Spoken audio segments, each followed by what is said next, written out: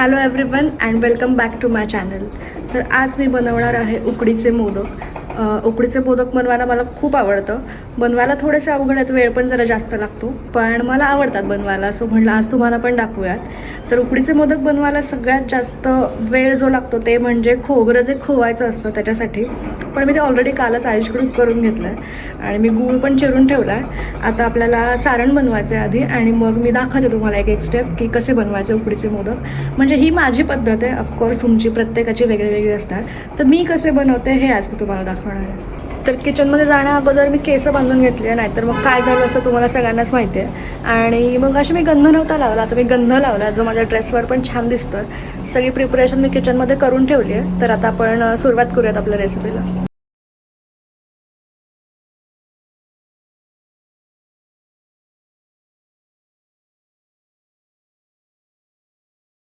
कढईमध्ये 1 चमचा तूप घातलं, त्याच्यामध्ये मी 2 मोठ्या वाट्या भरून खोबरं घातलं आणि ते थोडंसं अगदी शालो फ्राय करून घेणार आहे मी, ते तूप पूर्ण मिक्स होण्यासाठी.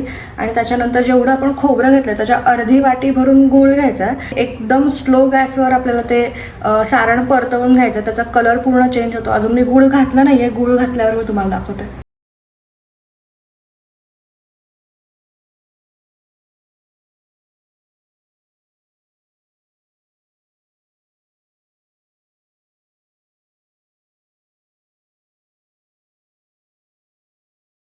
खोबरं छान परतून झालं आहे माझं आणि त्याच्यामध्ये मी आता 1 वाटी गूळ घातला आहे.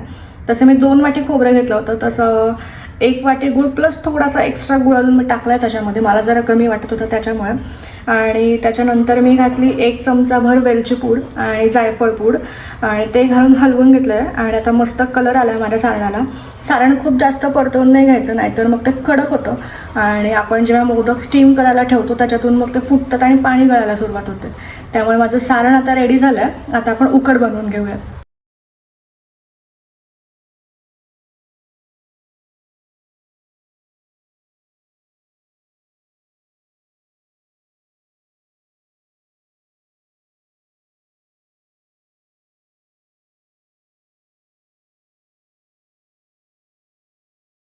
उकड माझी काढून झाली आणि त्याच्यासाठी मी 1 वाटी पाणी आणि 1 वाटी तांदळाचं पीठ घेतलं होतं.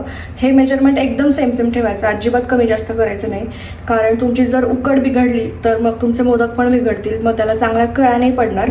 आणि मग मी पाण्यामध्ये थोडंसं साखर आणि थोडंसं मीठ टाकलं होतं आणि कलरसाठी मी थोडंसं दूध टाकलं होतं, त्याच्याने उकडीचा कलर छान व्हाईट येतो. आणि ते सगळं मिक्स करून पीठ जेव्हा आपण टाकतो तेव्हा फटाफट पीठ मिक्स करून घ्यायचं, नाही तर मग त्याच्यात त्या गुठळ्या होतात. आणि आता मी ते सगळं व्यवस्थित मिक्स करून झाकून ठेवलं आहे पीठ 15 मिनटासाठी. आणि थोडंसं कोमट झाल्यावर ते लगेच पीठ मळून घ्यायचं आणि पीठ चांगलं मळून घेतलं तरच तुमचे मोदक छान बनतील. तर आता माझं हे असं मी गॅसवर ठेवलं इथे. तर ते आता झाल्यावर मग आपण पीठ मळून घेऊयात. आणि अजून एक गोष्ट, एकाच वाटीने मी मेजरमेंट घेतलं होतं ह्याचं खोबऱ्याचं, गुळाचं, पाण्याचं आणि तांदळाचं.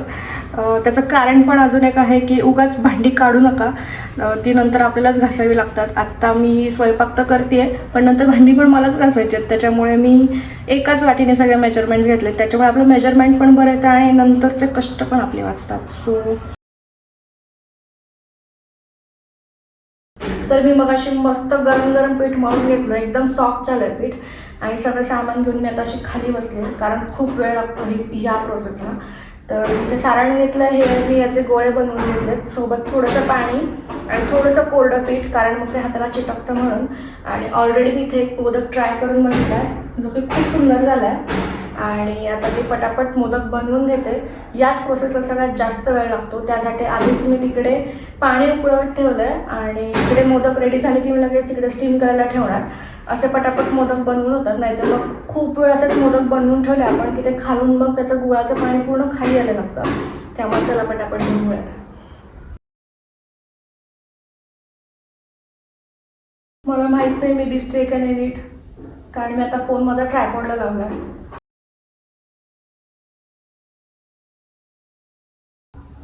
जेवढ्या जवळजवळ कळ्या आपल्याला पाडायला जमतील तेवढ्या जवळ पाडायच्या, म्हणजे मोदकांना जास्तीत जास्त कळ्या की मोदक जास्त छान दिसतो.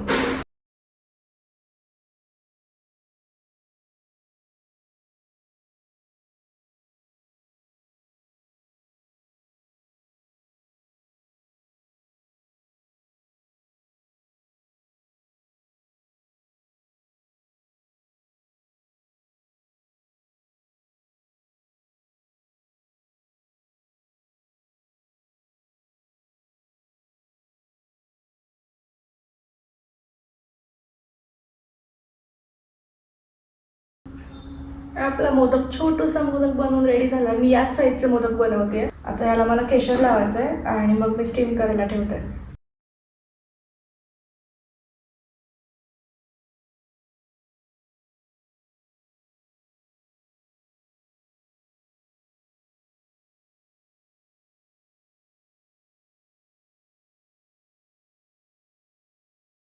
आपला मोदक तुम्ही बघू शकता किती सुंदर झाला आहे. पाकळ्या पण खूप छान पडत आहेत. त्याला मी आता छान असं केशर लावून घेतलं आहे आणि अजून एवढे बाकी आहेत ते मी आता पटापट करून घेते. माझे सगळे मोदक बनवून झाले आहेत. आता मी पाणी ठेवलं स्टीम करायला, तर आता हे आपण स्टीम करून घेऊयात.